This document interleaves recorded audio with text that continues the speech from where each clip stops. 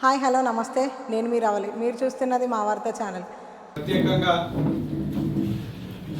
నిన్న జరిగిన కార్యక్రమంలో రాష్ట్ర బీజేపీ అధ్యక్షులు రామచంద్రరావు గారు చేసిన వ్యాఖ్యలు ఎంత డొల్లతనంగా ఉన్నాయో ఒకసారి మీ అందరికీ వివరించడానికి ఇవాళ ఈ పాత్రికేయ సమావేశం నిర్వహించడం జరుగుతూ ఉన్నది. ఇవాళ మీరు చూసుకుంటుంటే తెలంగాణ రాష్ట్ర ప్రభుత్వం ప్రజాపాలనలో భాగంగా ముఖ్యమంత్రి రేవంత్ రెడ్డి గారు పదే పదే ఏ సమావేశమైనా ఎక్కడైనా కూడా ఒకటే విషయం చెప్తూ ఉన్నారు. బలహీన వర్గాల పిల్లలు కానీ, ఆర్థికంగా వెనుకబడ్డ కుటుంబాల పిల్లలు కానీ భవిష్యత్తు మారాలంటే, తలరాతలు మారాలంటే కేవలం ఎడ్యుకేషనే, కేవలం చదువుతోనే మన తలరాతలు మారుతాయని చెప్పి అనేక మార్లు చెప్తా ఉన్నారు. దానికి అనుగుణంగానే రాష్ట్ర ప్రభుత్వము దాదాపు 2400 కోట్లు ఫీజు రీయింబర్స్మెంట్కు కేటాయించడం జరిగింది. దాంట్లో భాగంగానే 250 కోట్లు ఇమ్మీడియట్ రిలీజ్ కోసానికి గవర్నమెంట్ శాంక్షన్ చేయడం జరిగింది. ఇవన్నీ మీరు చూస్తూ ఉన్నారు, స్టేట్మెంట్స్ వస్తున్నాయి. దానికి అనుగుణంగానే ఇవాళ పాలసీ కూడా మారుతూ ఉన్నది రాష్ట్ర ప్రభుత్వం. గత ప్రభుత్వం చేసిన చర్యలు ఏదైతే ఉన్నదో, టీఆర్ఎస్ ప్రభుత్వం చేసిన తప్పిదాలకు వేలాది కోట్లుగా ఫీజులు బకాయి పడ్డాయి.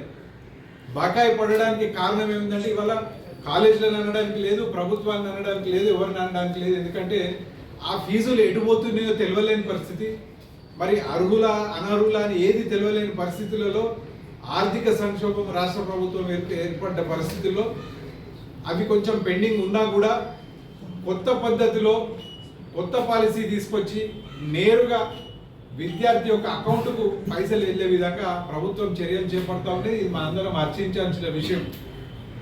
ఇవన్నీ దృష్టిలో పెట్టుకోరు వీళ్ళు. ఇవాళ డైరెక్ట్గా స్టూడెంట్ ఖాతాలకు ఏదైతుందో మనకు రైతు బంధు పడే విధంగా, లేకపోతే సీఎం రిలీఫ్ ఫండ్ పైసలు పడే విధంగా స్టూడెంట్ యొక్క అకౌంట్కు డైరెక్ట్ ట్రాన్స్ఫర్ చేసి కాలేజీల పైన ఇబ్బంది పడకుండా స్టూడెంట్స్ ఇబ్బంది పడద్దని చెప్పి ఒక చారిత్రాత్మకమైన నిర్ణయం రేవంత్ రెడ్డి గారి ప్రభుత్వం తీసుకున్నదని చెప్పి మీ అందరికీ తెలియజేస్తా ఉన్నాం. మరి అదే కాకుండా మనం అనేక మార్లు ప్రజా జీవితంలో ఉన్నారు, మీకు కూడా చాలామందికి మీ దగ్గరికి వచ్చింటారు పిల్లలు, అన్న మరి ఫీజులు కట్టలేకపోతే సర్టిఫికెట్లు ఆపడం జరుగుతూ ఉన్నది, మరి సర్టిఫికెట్లు లేకపోతే ఉద్యోగాలకు అవిటికి కూడా ఇబ్బంది అవుతున్నది. కొందరు ఫారెన్ పోయే పిల్లలు, వాళ్ళకు కూడా ఆర్థిక ఇబ్బందులు చేయబట్టి సర్టిఫికెట్లు చేతులకు రాని పక్షంలో వాళ్ళ యొక్క భవిష్యత్తు ఖరాబ్ అవుతున్నది అని చెప్పి ప్రభుత్వం, రాష్ట్ర ప్రభుత్వం ఒక స్పష్టమైన ఆదేశాలు అన్ని కాలేజీలకు జారీ చేయడం జరిగింది. ఫీజులు బకాయి ఉన్నా కూడా తక్షణమే ఎగ్జామ్లు అయిపోగానే వాళ్ళ సర్టిఫికెట్ వాళ్ళకి హ్యాండ్ ఓవర్ చేయాలని చెప్పి వాళ్ళందరికీ డైరెక్షన్స్ ఇవ్వడం జరిగింది. ఇవన్నీ చెప్తుంటే ప్రభుత్వం ఏ విధంగానైతే బలహీన వర్గాల పిల్లలకు, ఆర్థికంగా వెనుకబడ్డ పిల్లలకు వాళ్ళ యొక్క భవిష్యత్తు చెడిపోవద్దని చెప్పి, ఈ పైసల బకాయిలతో ఇబ్బంది కలగద్దని చెప్పి ఈ కొత్త పాలసీలు తీసుకురావడం జరుగుతూ ఉన్నది. మరి ఇవన్నీ పక్కకు పెడితే ఇవాళ దేశ ప్రజలు ఏం అమాయకులు లేరు. వాళ్ళ పార్టీ, భారతీయ జనతా పార్టీ అవలంబించిన పద్ధతి ఏదైతే ఉన్నదో మనం జంతర్ మంతరంలో చూసినాం. ఢిల్లీలో జరిగిన సంఘటనను అమాయక పిల్లలు వాళ్ళని ఏ విధంగా మెయిన్ స్ట్రీమ్ మీడియా పక్కకు పెట్టినా కూడా మరి మొత్తం యావత్ దేశాన్ని కదిలించిన సంఘటనలు చూసినాం మనం. ఏ విధంగానైతే అమ్మాయిలను, చిన్నపిల్లలను చిన్న పెద్ద చూడకుండా కూడా ఏ విధంగా లాఠీల వర్షాలు కురిపించారు, ఏ విధంగా పెల్లెట్ గన్స్తో వాళ్ళ మీదకి షూట్ చేయడం జరిగింది. అంతేకాకుండా ఇంకా కొన్ని రాష్ట్రాలను అయితే ఏకంగా AK-47తో కాల్పులు జరగడం చూసింది. ఇవాళ వీళ్ళ వచ్చి మాకు చెప్పేది ఇక్కడ ఈ రాష్ట్రంలో ఎంత శాంతియుతంగా జరుగుతున్నది, ఎన్ని సంఘటనలు, ఎన్ని నిరసన కార్యక్రమం జరిగినా కూడా ఏ ఒక్క పోలీసు కూడా లాఠీ ఎత్తి మరి కార్మికుల పైన కానీ, రైతుల పైన కానీ, విద్యార్థుల పైన కానీ ఎక్కడ కూడా లాఠీలు జులిపించలేదు, వాళ్ళ మీద కేసులు పెట్టలేదు. ఇవాళ మీరు ఉన్న వ్యవస్థలన్నింటినీ నిర్వీర్యం చేస్తూ ఉన్నారు. ఈడీ, CBI, కోర్టులను కూడా నిర్వీర్యం చేసే కార్యక్రమం వాళ్ళ యొక్క ప్రయత్నం జరుగుతూ ఉన్నది. ఇవన్నీ చేసుకుంటా పోతుంటే వాళ్ళ మీద దేశం మొత్తం కూడా ఎక్కడ కూడా భారతీయ జనతా పార్టీ పైన కానీ, నరేంద్ర మోడీ గారి పైన కూడా వాళ్ళ మీద ఉన్న విశ్వసనీయత ఇవాళ అత్యంత దయనీయమైన పరిస్థితి ఉన్నది. వాళ్ళని నమ్మే పరిస్థితి లేదు. వాళ్ళు విద్యార్థులతో వాళ్ళ వ్యవహరించిన తీరును ఏ ఒక్క సభ్య సమాజంలో ఉన్నో ఏ ఒక్క తల్లిదండ్రులు కానీ, మామూలు సిటిజన్స్ కూడా వాళ్ళను ఒప్పుకునే పరిస్థితి లేదు.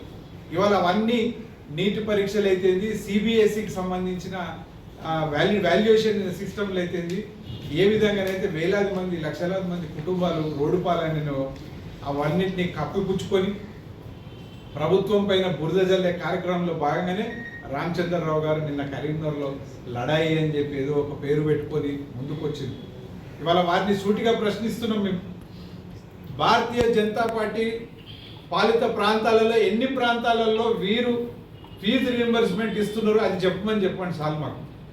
ఇక్కడ కేవలం 2 రాష్ట్రాల్లో అవుతున్నది, అది కూడా ఉమ్మడి రాష్ట్రంలో దివంగత నేత మా ప్రియతమ నాయకులు వైఎస్ రాజశేఖర రెడ్డి గారి హయాంలో మొట్టమొదటిసారి ఫీజు రింబర్స్మెంట్ అనేది స్టార్ట్ చేసినాము.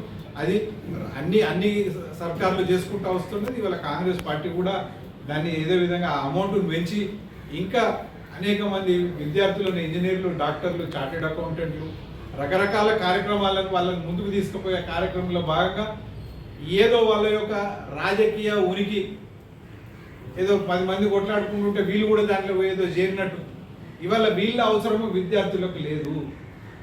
భారతీయ జనతా పార్టీ అవసరము విద్యార్థులకు దేశం మొత్తంలో లేదు, తెలంగాణలో అంతకు లేదు.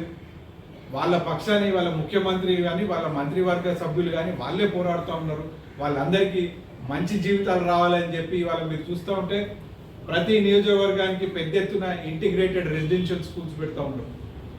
ఇవాళ ఇంటిగ్రేటెడ్ రెసిడెన్షియల్ స్కూల్స్ పెడితే మీరు ఇమాజిన్ చేసుకోండి, ప్రైవేటు స్కూల్స్కు ధీటుగా వాళ్ళకి హాస్టల్ ఫెసిలిటీస్ కానీ అక్కడ ఉన్న స్పోర్ట్స్ ఫెసిలిటీస్ కానీ ఇవాళ చూస్తే రేపు యావత్ భారతదేశమే కాదు మొత్తం ఉన్న రాష్ట్రాలు భారతదేశ గవర్నమెంట్ కూడా వాళ్ళ పాలసీలు చేంజ్ చేసుకునే పరిస్థితులు ఏర్పడుతూ ఉన్నాయి. ఇవాళ ఇట్లా 1 కాదు 2 కాదు అనేక కార్యక్రమాలు చేసుకుంటా పోతూ ఉంటే విద్యార్థులను వీళ్ళు రెచ్చగొట్టి పక్కదో పట్టించి వాళ్ళని చేస్తా అంటే విద్యార్థులు ఎవ్వరు కూడా మనం గమనిస్తున్నాము, మన అందరం చూసినాం కూడా గత 2-3 నెలల నుంచి దేశంలో జరిగిన రాజకీయాలలో వాళ్ళు ఎవ్వరు కూడా మనం ఏదో చెప్తే వాళ్ళు మన మాట అయిన వచ్చే పరిస్థితి లేరు. వాళ్ళు జెన్ ఆల్ఫా, జెన్ జీ వీళ్ళందరూ కూడా వాళ్ళు ఖచ్చితమైన వాళ్ళకి తెలుసు ఏ పార్టీతోని బలైన వర్గాలకు లాభం జరుగుతుంది, ఏ పార్టీకి బలైన వర్గాల పిల్లలకు వాళ్ళ భవిష్యత్తు కోసానికి ఏ పార్టీ అయితే ముందుకు పోతా ఉన్నదో వాళ్ళ వెంటనే ఉంటారని చెప్పి మనవి చేస్తూ మరొకసారి సూటిగా భారతీయ జనతా పార్టీ నాయకులకు ప్రశ్నిస్తున్నాము. మీరు దయచేసి మీరు కేంద్రం లెవెల్లో మీకు ఇచ్చిన బాధ్యతలు ఏదైతే ఉందో నేషనల్ టెస్టింగ్ ఏజెన్సీ ద్వారా నీట్ పరీక్షలు అయితే ఇంకా రకరకాల పరీక్షలు ఏదైతే ఉన్నదో అవి మీరు చక్కగా చేస్తే చాలు. వీటిని ఎయిర్ ఫోర్స్ ప్లేన్లలో తీసుకుపోతాం క్వశ్చన్ పేపర్లను లేకపోతే ఇంకోటి ఏదో చేస్తామని చెప్పి కాదు, వాళ్ళ బాధ్యులపై చర్యలు తీసుకొని ఆ చర్యలు తీసుకుంటేనే మీ యొక్క విశ్వసనీయత ఎస్టాబ్లిష్ అవుతుంది. మీరు మరొకసారి ఇట్లాంటి కార్యక్రమాలు మీ యొక్క రాజకీయ ఉనికి కోసానికి చేసే ముందు ఒకసారి ఆత్మవిమర్శ చేసుకోవాలని చెప్పి మీ ద్వారా నేను డిమాండ్ చేస్తాను.